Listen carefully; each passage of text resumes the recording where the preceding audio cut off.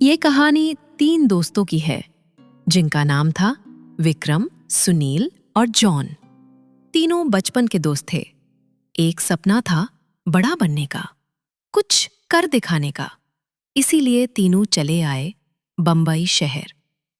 भीड़, शोर और सपनों का समंदर। लेकिन ये शहर किसी को यूं ही गले नहीं लगाता। दिन भर की भागदौड़, हाथ में ना नौकरी ना छत।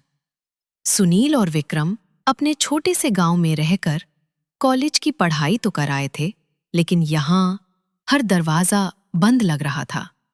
उन्हें अंदाजा नहीं था कि सफलता का रास्ता इतना कठिन होगा। वहीं जॉन पहले से ही संघर्ष का स्वाद चख चुका था। उसने अपने पापा को दिन रात मेहनत करते देखा था। वो जानता था जिंदगी आसान नहीं होती। तीनों सुबह से भटकते रहे और अब शाम होने लगी थी। न कोई नौकरी मिली, न रहने की जगह। थके हारे उस एक छोटे से होटल में खाना खाने रुकते हैं। जेब में पैसे नहीं के बराबर।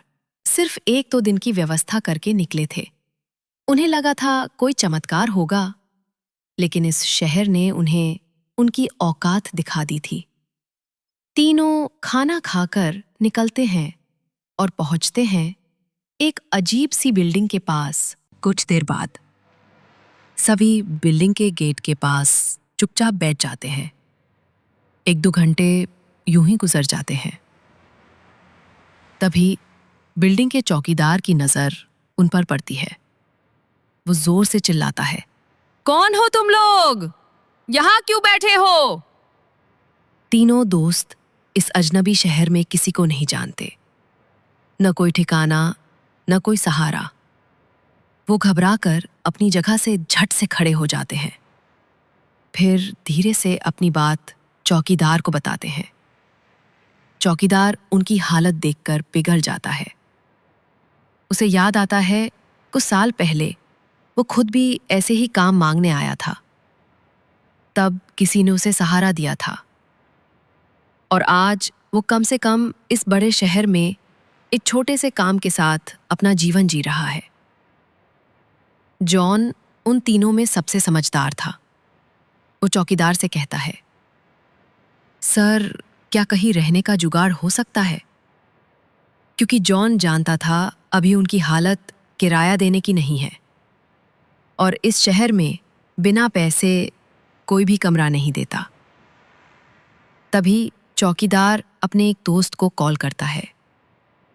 वो दोस्त बंगला नंबर 17 में साफ सफाई का काम करता है।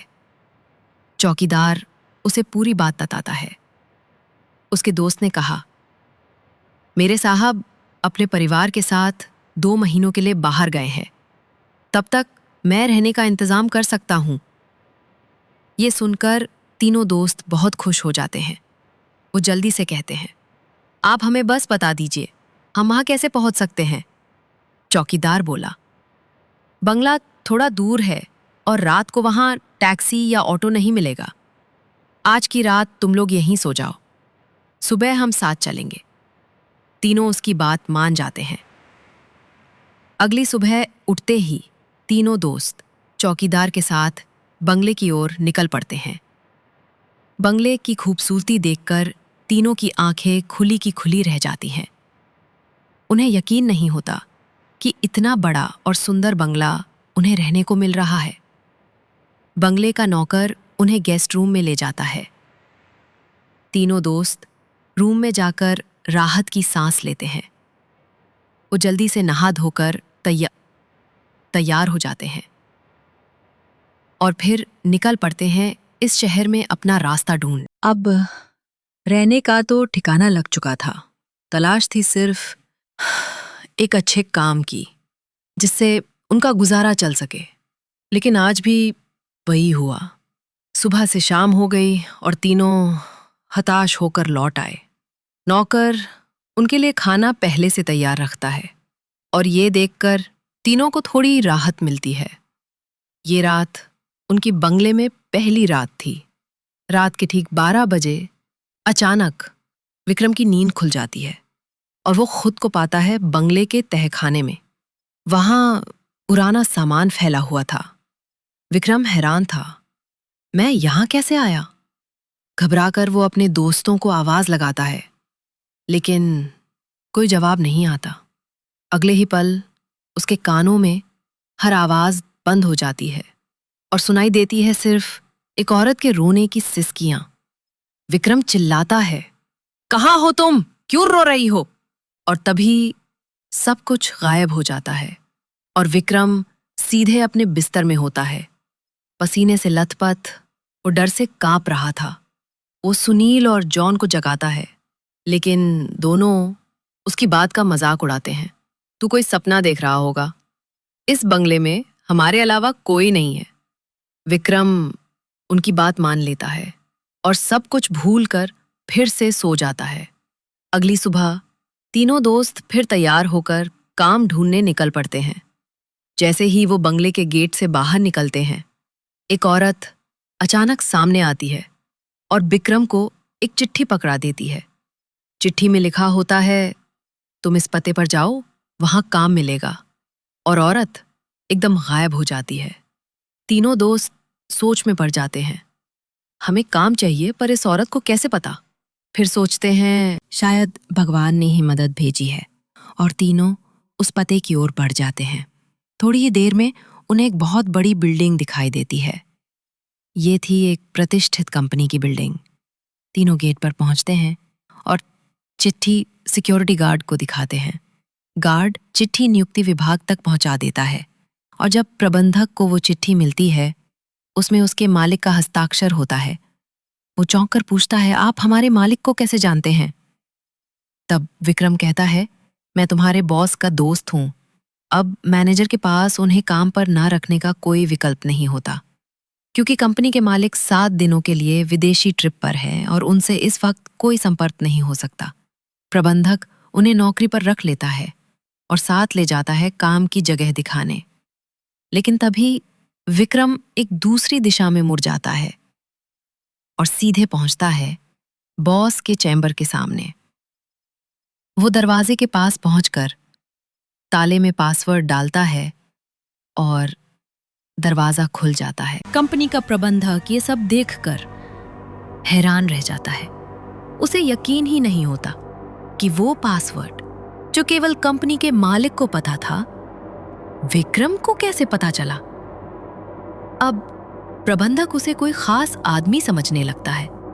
उसे पूरा यकीन हो जाता है कि बॉस ने ही उसे भेजा है। वो बिना किसी सवाल के विक्रम को अंदर जाने की इजाजत दे देता है। जॉन और सुनील ये सब देखकर समझ नहीं पाते। उन्हें लगता है विक्रम को ये सब कैसे पता। तभी अचानक विक्रम दोनों को चेंबर से बाहर जाने को कहता है और दरवाजा बंद कर देता है। कुछ ही घंटों के बाद प्रबंधक को बॉस का फोन आता है।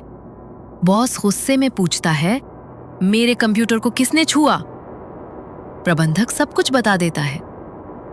बॉस एकदम घबरा जाता है। उसे रोको, अभी रोको, नहीं तो मैं बर्बाद हो जाऊंगा। जैसे ही प्रबंधक बॉस का चेंबर खोलता है, वो देखता है विक्रम बेहोश पड़ा है। सुरक्षाकर्मी उसे उठाते हैं और कुर्सी पर बिठाते हैं। तभी विक्रम को होश आता है। प्रबंधक गुस्से में चिल्लाता है, तुमने क्या किया? मेरे बॉस बहुत नाराज हैं। लेकिन विक्रम को कुछ याद ही नहीं। उसे ये तक नहीं पता कि वो बंगले के गेट से यहां तक कैसे आया।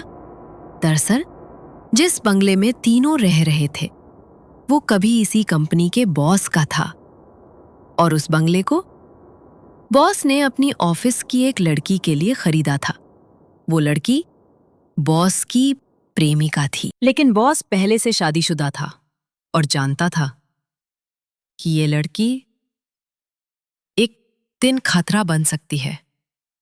इसलिए वो लड़की की अश्लील वीडियोस रिकॉर्ड करता है। और एक दिन जब लड़की को ये सब पता चलता है, तो दोनों के बीच खींचातानी होती है।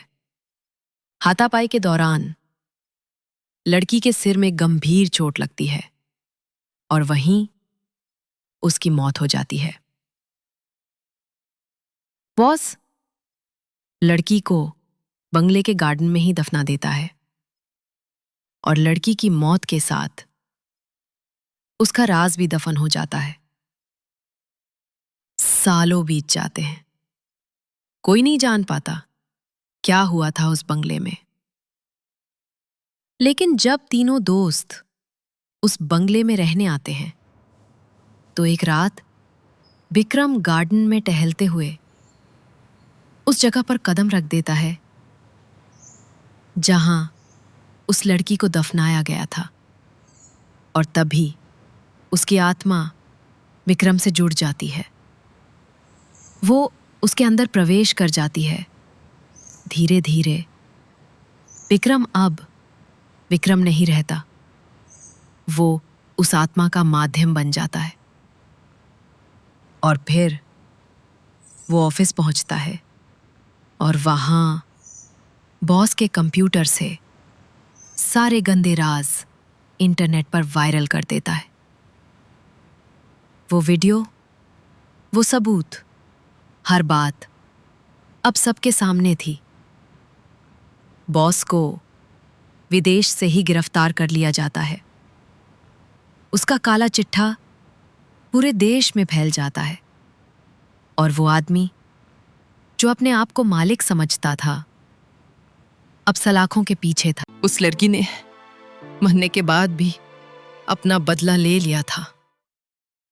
अब शायद उसकी आत्मा को शांति मिल गई होगी। तीनों दोस्त उस बंगले को सिर्फ एक बुरा सपना मानकर भुला देते हैं और इस दर्दनाक भूतिया कहानी का अंत हो जाता है। लेकिन अगली बार अगर आप किसी अजनबी घर में जाएं तो पहले जरूर देख लीजिए उसकी मिट्टी में क्या दबा है। अगर ये कहानी आपकी रूह तक उतर गई हो तो लाइक करना मत भूलिएगा, वरना अगली रात शायद कोई आपकी खिड़की के पास खड़ा होगा। शेयर कीजिए उन दोस्तों के साथ जो खुद को बहादुर समझते हैं। और हाँ, सब्सक्राइब जरूर करिए क्योंकि अगली कहानी में शायद आप ही किरदार हों। हॉलीवुड स्टोरीज, डर अब और करीब है।